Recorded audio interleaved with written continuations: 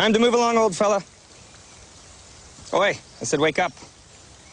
Or is it a visit to the cells you're after? Right then, up with you. Oh, holy jumping.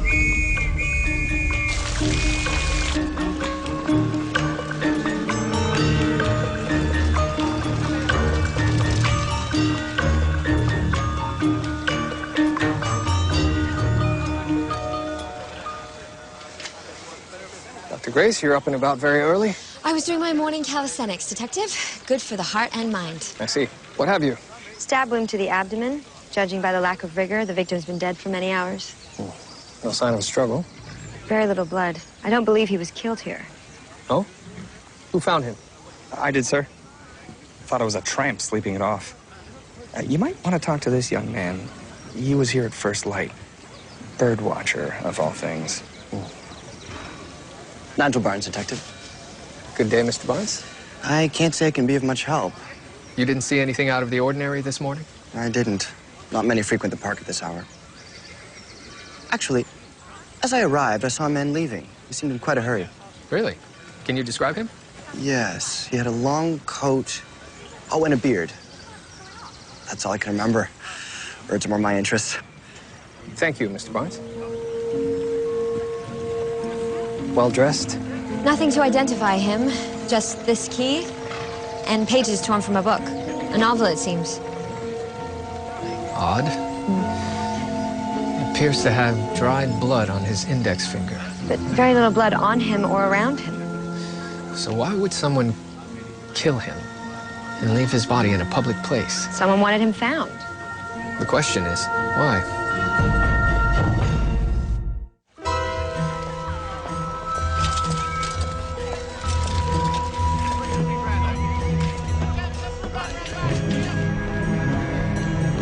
Ah, sir. Someone to see you, an Owen Hume. He'll only talk to you. Can I help you, Mr. Hume? Yes, Detective. My employer, Mr. Randolph Sampson, is missing. Sampson, with a P. Can you describe Mr. Sampson? He is 60, gray hair, not tall, nor large in girth, and he takes great pride in his appearance. Please come with me, Mr. Hume.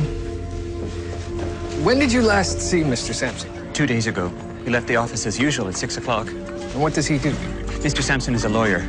I've been his clerk the past 2 years. Prepare yourself, Mr. Hume.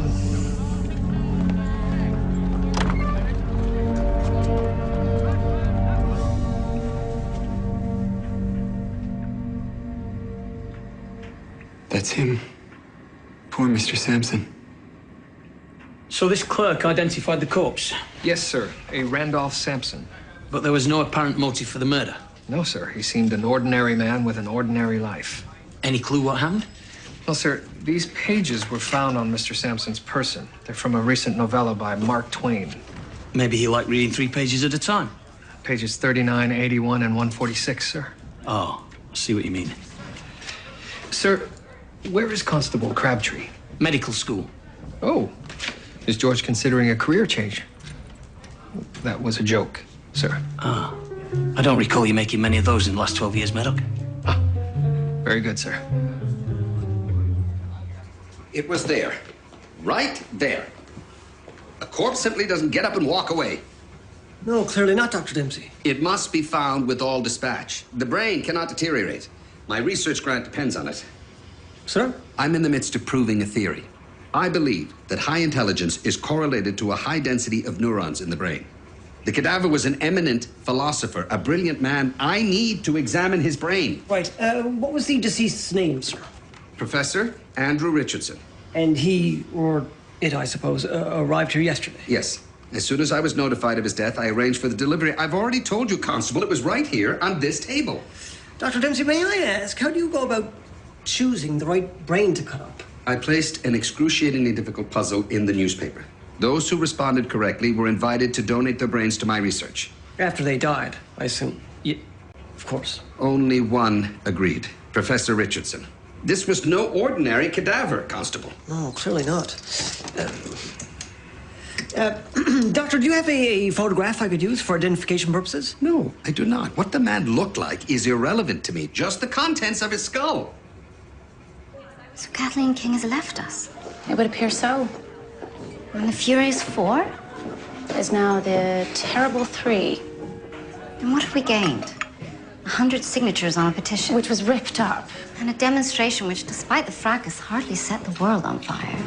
So we need a bigger stage to put women's suffrage before the public. The provincial election is coming up. Could we use that in some way? I don't see how. We'll gain no purchase from those stuffy, sitting politicians. What if one of us were to run? What do you mean? It would never occur to legislature that a woman would run for office. Perhaps they never bothered to put it in writing. We're going to need a legal opinion. I know just the woman for the job.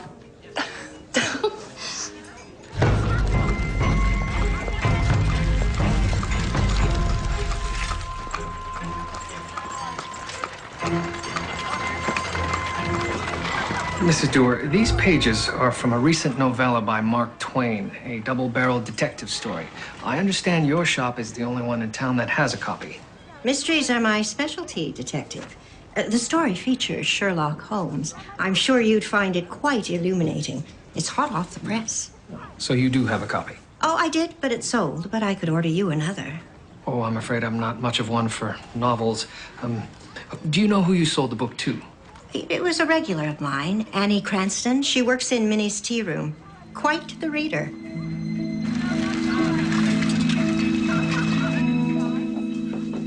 Good day, sir. Good day. I'm looking for a waitress here, Miss Cranston. Oh, that's Annie. She's over there. Thank you. Miss Cranston, Detective Μέρντοχ of the Toronto Constabulary. Oh, good day, Detective. I understand you recently purchased a novella from the Bel Air bookshop? Yes, by Mark Twain. May I see it? Oh, I don't have it anymore. Why not? Someone took it. I left the book on the counter, and when I came back to read the next chapter after lunch, it was gone. When was this? About 4 days ago. A cruel thing to do. Take a novel before one knows the ending. Do you recall if any of the pages were missing? No. Do you recognize this man? I'm sorry, no. Do you have time for tea? Oh, it would be a treat for me to spend time with a real detective, not a figment of a writer's imagination. Thank you, Miss Cranston, but I must be off. I couldn't help but over here. The day Annie's book went missing, I saw a man rummaging about at the counter over here. If you ask me, he seemed to know what he was looking for. I see. Is this about a grisly murder, Detective? Not that I'm prying or, anything. Is this the man that you saw? No, he was younger, more handsome. Now you say you would recognize him, Miss... Ruby Rosevier. Yes, I think that I would. I could, draw a picture of him for you, if I knew how to draw.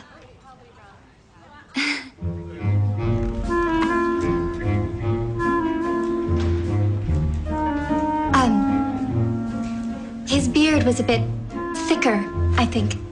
Thicker beard. What a clever thing this is, Detective Μέρντοχ.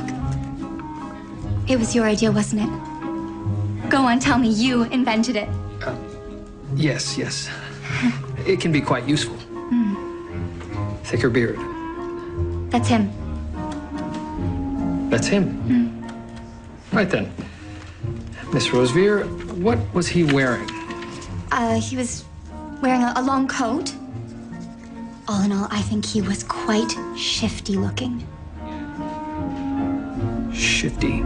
I know that the mind is the seat of reason, George, and that the mind resides in the brain. Yes, but the brain is also the dominion of the soul, Henry. Does that mean that the mind and the soul are connected? Well, I suppose it's all in there. Up there, if you will.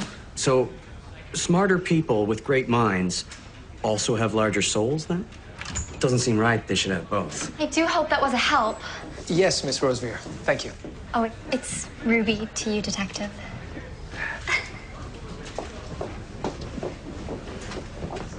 George, I need your help. Sir, I can't this afternoon. I'm off to Unionville. Unionville? Yes, sir. I'm on the case of the missing brain. Well, an entire cadaver, actually, sir, but the brain is the most important part. There's a Dr. Dempsey at the university, sir. He's researching brains of highly intelligent people. You would be an excellent candidate, sir. If you were dead, of course. Have you searched the university? Sir, high and low. There's no sign of this corpse. I'm off to Unionville now to try to find the widow of the corpse, as it were, to see if she has a photograph. Does this corpse have a name? It does. Or he does. Would it be it or he for a corpse? Either way, his name is Professor Andrew Richardson. You'd be fascinated by this, sir. Dr. Dempsey has all these cut-up brains in jars, which, of course, is very eerie, but also can't help remind me of my Aunt Rose's pickled cauliflower. Thank you, George. Henry, I need you to fetch Nigel Barnes, the bird watcher from the park. Right away, sir. Thank you. Any luck in the bookshop? Sir, the one copy of Mark Twain's novella was purchased by a young waitress. It was later stolen, possibly by a man who was seen in the park. This same man may have torn out the 3 pages and sent them to Mr. Sampson. Why would he do that? Well, sir, I've been analyzing the contents of the pages, and I believe they may be conveying a message of some sort. Have a look at page 39. There's a date, June 19th. The day Sampson went missing? Yes, sir. Page 81, 7 in the evening. Where's this going, Murdoch? Well, sir, we have a time and a date. Page 146, there's a character named Stillman. I've checked, there's a Stillman Street down by the docks. The same page contains the numbers 50, 60, and 70. I've checked the map, and Stillman extends to number 56. We need to pay 50 Stillman Street a visit. So, Murdoch, how's married life treating you? All well at the hotel? I'm happy to report that it's an excellent arrangement. No one pays you any particular mind. What do you mean? Well, sir, at my boarding house, the other residents, I was constantly being pulled into conversations of limited merit. I can only imagine the difficulty.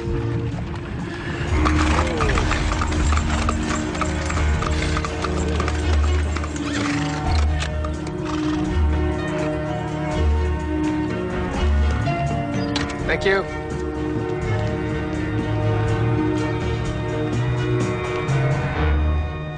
Some place for a meeting.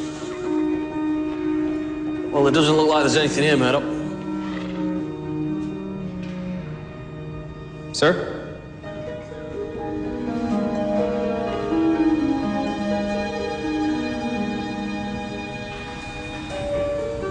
Constable, fetch my ultraviolet light from the carriage.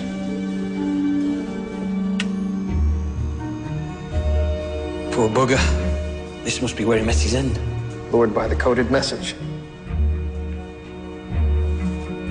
What is it? Well, there's more, sir. Blue sky? What the bloody hell does that mean?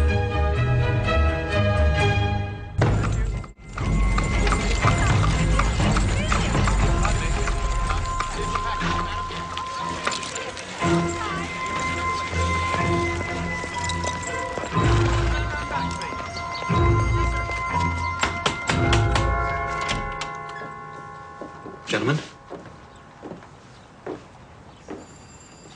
Mr. Hume, does blue sky mean anything to you? Blue sky? I'm sorry, Detective, I never heard of it. And what kind of law did Mr. Sampson practice? Largely patent law. Dry work for a clerk. Do you have a key for this drawer? Mr. Sampson kept that on his person. Sir, a key was found in Mr. Sampson's pocket.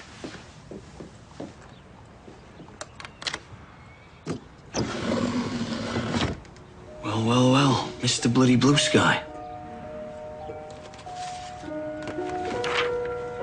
Anything? It appears to be an index for plans and technical drawings of various inventions. The honeycomb radiator for an automobile. But the plans themselves are missing. Did Mr. Sampson represent inventors? Yes. Several. Sir, I recall the prototype for this radiator being German, but this would suggest an improved version. Innovations like this would revolutionize the automobile. Are you thinking what I'm thinking, Murdoch? Mr. Sampson was involved in industrial espionage. Perhaps he was selling these innovations to the mysterious bearded man. That would explain the need for the coded message. But Mr. Sampson seems such an ordinary man. Criminals come in all shapes and sizes, son. I don't understand, Constable. How can my husband's body be missing? I assure you, Mrs. Richardson, we'll get to the bottom of the matter in no time. If you had a photograph of your husband that I could borrow. Of course. Anything I can do to help find poor Andrew. He was a very clever man, you know, and keen to help Dr. Dempsey's research. The two men discussed the matter at length on several occasions. A generous man also, I would say. I mean, to give up his brain. I thought it was macabre, to tell the truth. But it was none of my business. It was Andrew's to do with as he pleased. Still, to have it pickled in a jar. What do you mean, Constable? Nothing at all, Mrs. Richardson. If I could get that photograph. Of course. You're absolutely correct. There are signs of petechial hemorrhage in the victim's eyes. Are you sure? You did well to spot them. These tiny markings can be difficult to identify. Well, a second set of eyes never hurts. I was happy to help. We should let the detective know right away. Actually, I may just wait till this evening to see William. Oh. You know, Julia, married life suits you. Really? Am I that different? There's a lightness in you I haven't seen before. You seem happier. I must say, the romance of the honeymoon continues. Romance? The detective? Yes. We're quite enjoying ourselves. Oh, my. Catherine.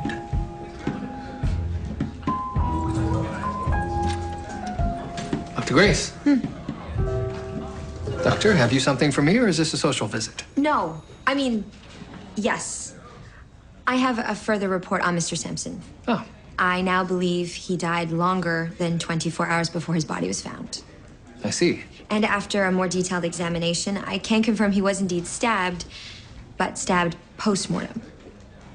Well, how did he die? Suffocation, likely smothered. Are you quite sure? I was astonished myself, but my curiosity was piqued when I saw possible signs of petechial hemorrhaging in his eyes. I asked Dr. Ogden for a second opinion. She supported my conclusion. But if he was smothered before he was stabbed, how did he write the message in his own blood? Dr. Grace, your report throws new light even as it casts more shadow. How eloquent, Detective.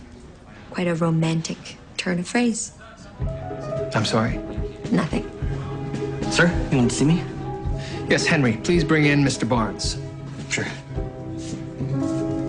That one is the tyrant flycatcher. They superficially resemble the old world flycatcher, but are more robust and have stronger bills. You're something of an ornithologist, Mr. Barnes. The myriad birds in our city are quite remarkable. Something most citizens fail to notice.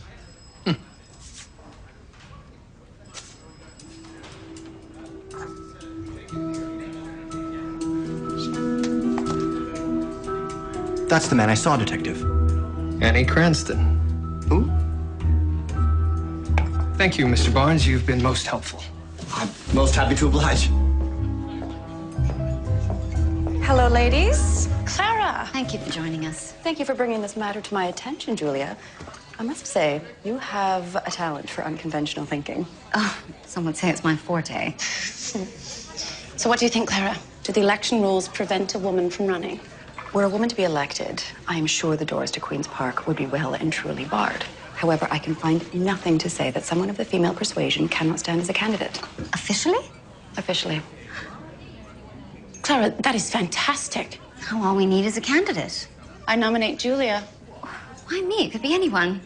You are the most accomplished. You speak so well, and you are mightily persuasive. I don't know about that. Plus, it was your idea. Well, in that case. Excellent. Then it settles. This is a rather momentous occasion. I think we should be drinking something stronger. Au contraire, it is quite perfect. The advancement of women marked by the clink of china teacups.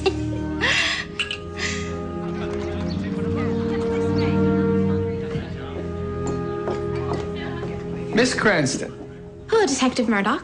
You know more about the man who stole your book than you are letting on. What do you mean? Who is he? His name is Maxwell. That's all I know. He said he worked for a Mr. Henry Ford and that we would both be rich if I would help him. What did he ask you to do? I was to buy that book for him. Mark Twain's? Yes, and if anyone were to ask about it, I was to say it had been stolen. How did you two meet? He lives in my boarding house.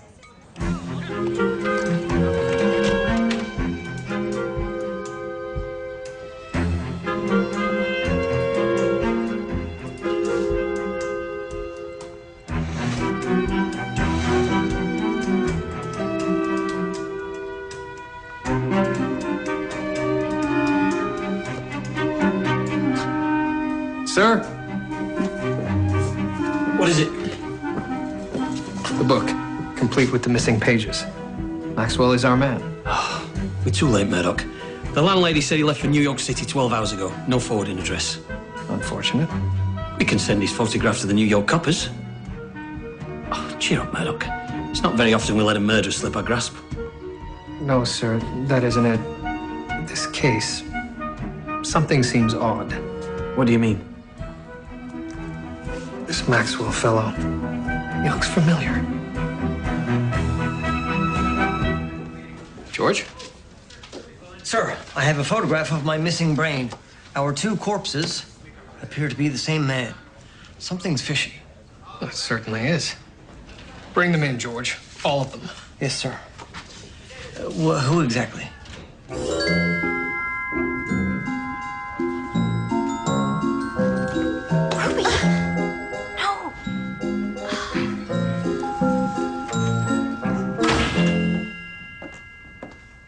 Good afternoon. Good afternoon, Detective. Why are we here? I want to thank you. You have all been most helpful in my investigation into the murder of Randolph Sampson. Oh, well, we're glad we could help. However, I regret to inform you that I have failed to apprehend the murderer. Why not, Detective? For one simple reason. Because the murderer does not exist. But I saw him. And he was in the photograph that You could not have seen him, Mr. Barnes, because the man in the photograph was you. But Please, Mr. Barnes, you'll have an opportunity to speak when I'm finished. Not only did the murderer not exist, but neither did Randolph Sampson. The corpse belonged to none other than Professor Andrew Richardson, whose cadaver was on its way to scientific research when it mysteriously disappeared 2 days ago. This has all been an elaborate ruse in which you all played a part. Very good, Detective. Please, Mrs. Dewar. Mr. Hume, you reported the fictitious Randolph Sampson missing. Mr. Sampson is my employer, sir. He is away on business. I borrowed his office. And his good name. The torn pages from the novel led me to your bookshop, Mrs. Dewar, and you in turn led me to Ruby Roseveare and Annie Cranston, who furthered the myth of the bearded man. I was led to a series of clues, including blue sky and the photograph, which featured you, Miss Cranston, and the mysterious Mr. Maxwell, which was in fact you, Mr. Barnes, with a false beard. It wasn't false. I grew it especially for the part. Didn't I tell you? I knew he would figure it out. This has all been a game and a colossal waste of the constabulary's valuable time. What were you hoping to achieve? We wanted to watch you as you work, Detective Μέρντοχ. Watch me work. Why? To appreciate you. We are such admirers of your detective skills. And the rest. Ruby. We read about your successes in the newspaper, and then we meet once a month to discuss your clever ways. All your marvelous gadgets and your analytical mind. I'm most surprised by you, Mrs. Dewar. We meant no harm. But your actions were harmful. The corpse you stole was more than just a plaything in your macabre game. What do you mean? Professor Andrew Richardson did not die of natural causes. He was, in fact, murdered. Murdered? Yes. And thanks to your ridiculous antics, the true killer may very likely have escaped justice.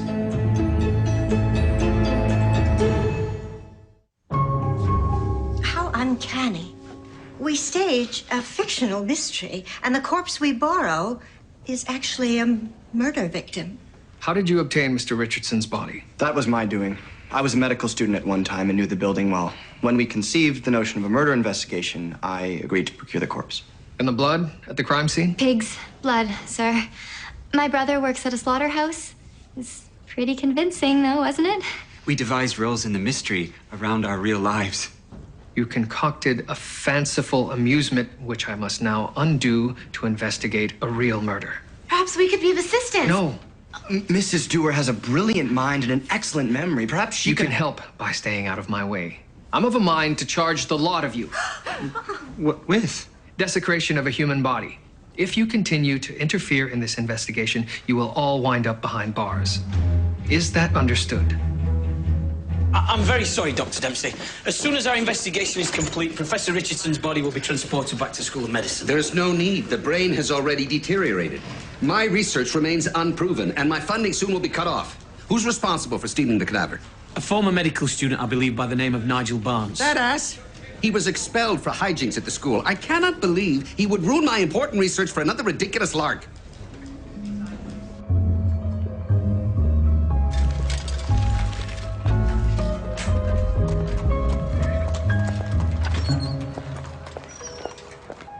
Their actions are mystifying, Julia. Why break the law simply to watch me work? They read about you, they meet to discuss your work. They're your fans. The Detective Μέρντοχ Appreciation Society, as it were.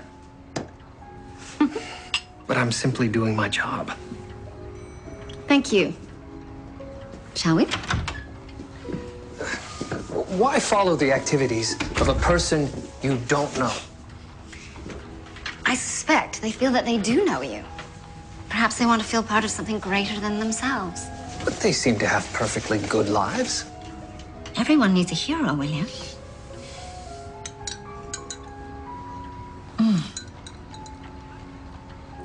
Julia, this soup is cold. It's supposed to be. Oh. William, I've agreed to do something rather bold.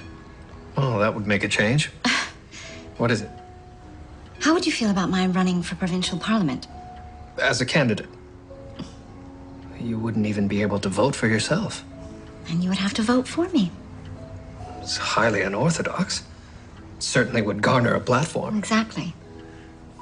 You'd be in the public eye. Do you mind?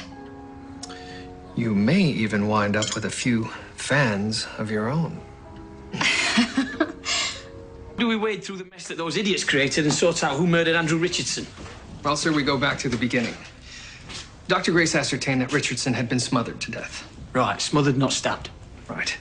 Now, George's investigation provided vital background. Richardson had been sick for several weeks prior to his death 4 days ago. So who had opportunity? Who visited the man? Exactly, George. Who saw the victim last? This is too much, Detective. I am reeling from my husband's death when I learn his corpse has vanished. Now you tell me he was murdered. I'm terribly sorry to upset you, Mrs. Richardson. When did you discover your husband deceased? 4 days ago. I thought he had passed, mercifully, in his sleep.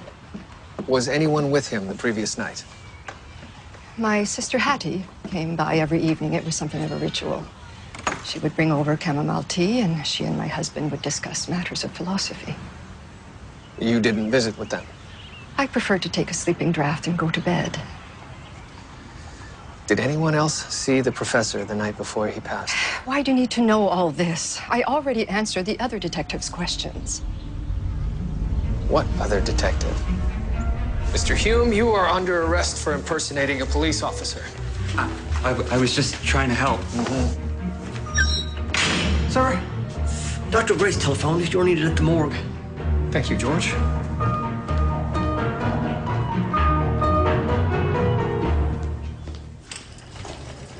Dr. Grace, what have you? I won't beat about the bush, Detective. Not only was Mr. Richardson smothered and stabbed, he was being poisoned. Poisoned? I found traces of arsenic in his kidneys. Smothered, stabbed, and poisoned. It is certainly a doozy one. Oh, an expression of my father's. He's something of a colorful character. I see. Have you a record of Mr. Richardson's stomach contents? Pork chop, suet pudding, and traces of chamomile, likely from a tea. Chamomile tea. So this is the sister's house? Yes, according to Mrs. Richardson, Hattie Baker would bring over chamomile tea every evening. Hattie Baker! Toronto Constabulary, open up. Remember, George, we're looking for evidence of poisoning.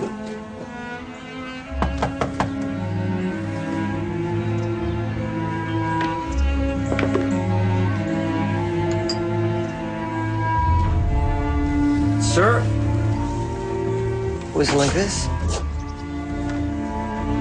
Yes, George. It would appear Hattie Baker is our killer.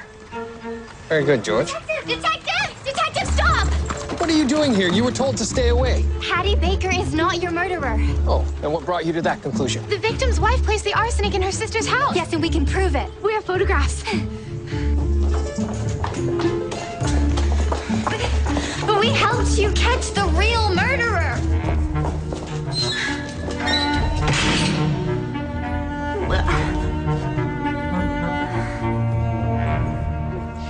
You were poisoning your husband. Why? He never stopped going on about my lack of brains. How Hattie was his intellectual equal. I couldn't shine a light to her or him. I may not be that clever, detective, but I still have feelings. That counts for something. When Andrew boasted that doctor wanted his superior brain for science, I saw my chance. You began to poison him. And his suet pudding. Believing the true cause of death would go undetected when his body was brought to the medical school. That Dr. Dempsey was so keen to get at his brain, I knew he wouldn't look at anything else. But why frame your sister, Hattie? She thought she was so smart. Let her use her brilliant mind to wriggle out of a murder charge. But the poison wasn't working quickly enough. So you smothered your husband. Smother? I didn't smother him.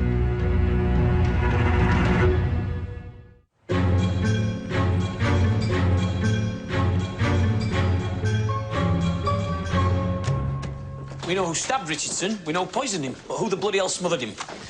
Maybe it was a mercy killer putting the poor bugger out of his misery. Perhaps the housekeeper that was looking after him.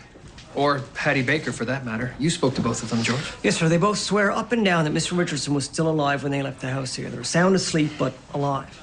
So they did it together? Or someone else was in the house that night?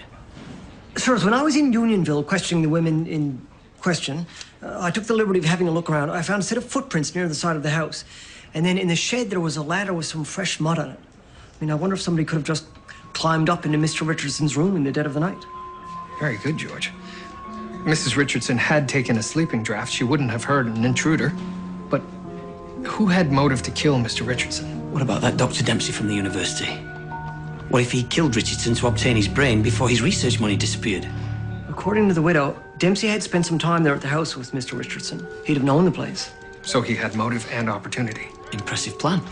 Smother Richardson in his sleep, then get the body delivered to your door. Any evidence would have ended up in the university incinerator when the cadaver was disposed of. It's the hallmark of a perfect murder. Studying intelligence by examining the brains of intellectuals. I imagine finding suitable subjects wouldn't be that easy. Sadly true. The superstitious belief that the body retains some sort of soul after death still prevails, even among the high-minded. Utter nonsense, of course. But you're not here to discuss metaphysics, Detective. I understand Professor Richardson was a coveted specimen, and that you were under pressure to prove your hypothesis before you lost your financial backing. I was. Now, how convenient, then, that Professor Richardson's body wound up on your dissecting table just before that funding dried up.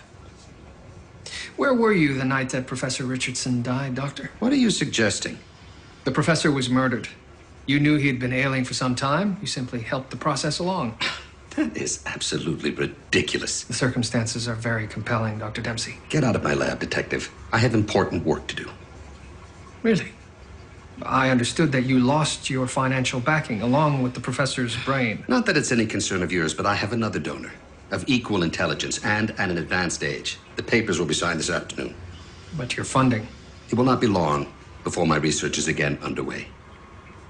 Good day to you, Detective. So you think he's our man? Yes, but to prove it. He's Mr. Cleverclogs, all right? George and I will go back up to Unionville, see if there's anything we might have missed. Worth a try. What else? Well, sir, we've wrung all we can out of the poor professor's body. Any evidence is long gone anyway, thanks to the boneheads still in my jail cell. What should we do with them? Sir, I'd love to charge them all, but... We wouldn't have a clue about this murder without them. Aye, aye. Speak of the devil.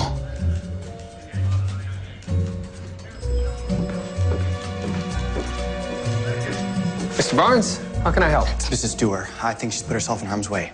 Oh, right this way. Have a seat. Thank you.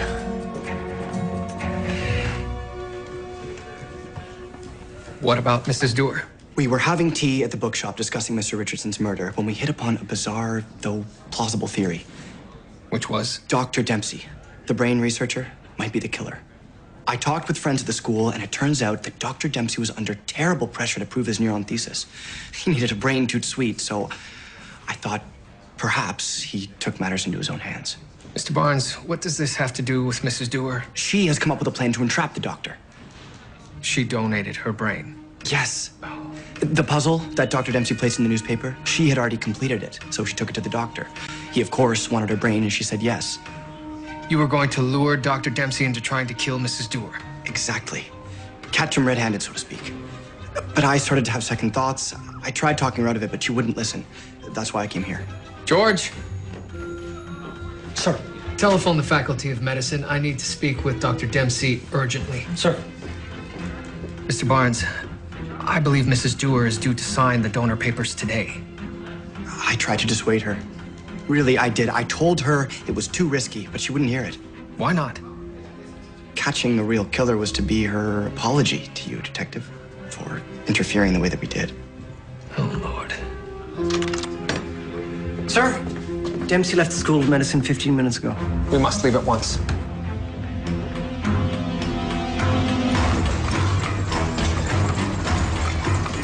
That's Dr. Dempsey's carriage. Please hurry, Detective. He might already be smothering Mrs. Dewar.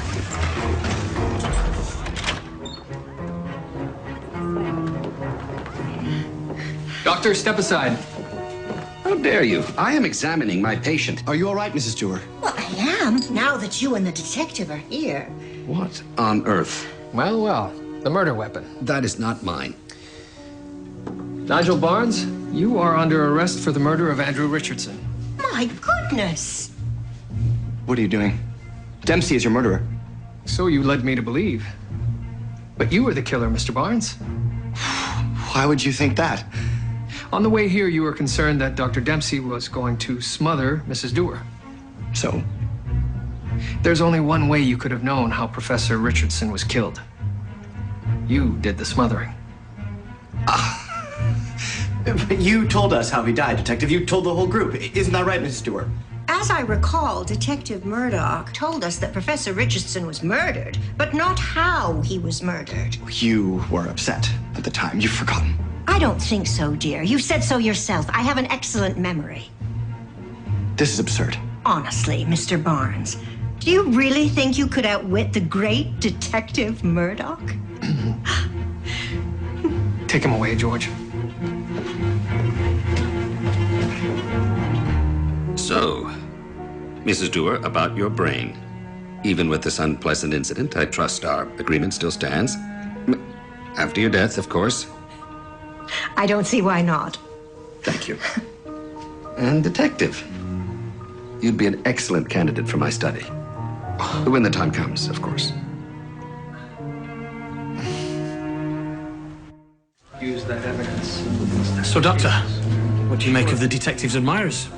It seems the notion of ardent followers is something of a modern phenomenon. A byproduct of his successes, I suppose. The whole idea is rather fascinating, psychologically speaking. A bunch of happy dafties, if you ask me. I cannot believe Mr. Barnes did it. Why would he kill Professor Richardson? He didn't know him. The poor professor was an innocent victim in all of this. The intended target was Dr. Dempsey. But why? Simple revenge. Dr. Dempsey was the teacher that expelled Mr. Barnes from the Faculty of Medicine. Once he learned about your murder idea, he set his plan into action. But why not just kill the professor and frame Dr. Dempsey? Why complicate things with a pretend murder? Well, that's the clever part. Clever how? In order to frame Dr. Dempsey, Mr. Barnes had to devise the perfect murder, one that only Dr. Dempsey could commit. He knew that I would see through the masquerade and find the true identity of the victim. He also knew that we would find the true cause of death, the smothering. So he had you, Mrs. Dewar, lure Dr. Dempsey to your bookshop. He sowed the seeds of suspicion and made sure that I arrived at just the right time. And the chloral hydrate in the doctor's bag? Yes. The final piece of evidence he planted. But our friend Mr. Barnes was a little too eager. One slip of the tongue and our detective caught him out. Congratulations, Detective.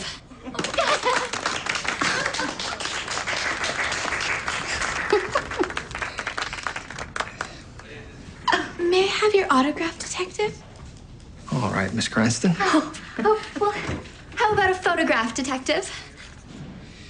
Certainly. Why not? Henry? Could you please take a photograph of us? Of course, sir. Miss Cranston, Mrs. Dewar, Mr. Hume. You too, Ruby. You're a good sport, Detective. All in a day's work. All right. Everybody smile.